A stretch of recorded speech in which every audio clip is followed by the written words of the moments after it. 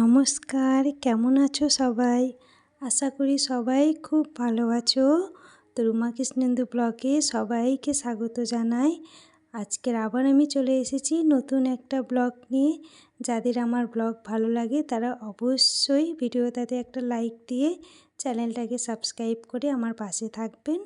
তো আজ হচ্ছে সোমবার, কিন্তু অন্যান্য সোমবারের তুলনায় একটু আলাদা, কারণ সন্দেশের স্কুল ছুটি, তাই একটু ঘুম থেকে দেরি করে উঠেছি, তাই কাজগুলো অনেকটা দেরিতে হয়েছে। পরে দেরিতে ঘুম থেকে উঠলে কি হয় না, কাজগুলো ম্যানেজ করতে বড় সমস্যা হয়। তো যাই হোক, আজকে রান্নার কিন্তু কোনো ঝামেলা নেই, কারণ দুপুরে আজকের আর কোনো রান্না করতে হবে না। আগের দিনের যা তরকারি আছে তাই দিয়েই হয়ে যাবে। শুধুমাত্র সন্দেশের জন্যই আমি রান্না করব।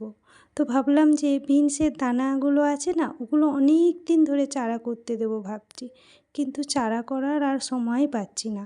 তাই ভাবলাম আজ যখন সময় পেয়েছি অবশ্যই চারা করব। তাই আজকের অবশেষে আমি চারাগুলো করতে পেরেছি। গাছগুলো যেই একটু বড় হয়ে যাবে তোমাদের সঙ্গে নিশ্চয়ই শেয়ার করব।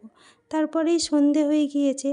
তো সন্ধেবেলা সন্দেশ বায়না করলো, বলল একটু চাউমিন করে দাও। ওর বাবাও বলল যে একেবারে চাউমিনই খেয়ে নেব। তাই চাউমিন বানাতে চলে এসেছি। তো ফ্রিজে ছিল বাঁধাকপি, বিনস এবং গাজর, তো সেই দিয়েই চাউমিনটাকে বানালাম। আজকে ক্যাপসিকাম ছিল না, ক্যাপসিকাম আমার সবসময় না আমার ফ্রিজে থাকে, কিন্তু এবারে আনা হয়নি।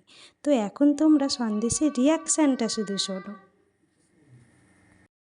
সন্টু কেমন হয়েছে মাম্মা? হেভি দারুণ। খাও।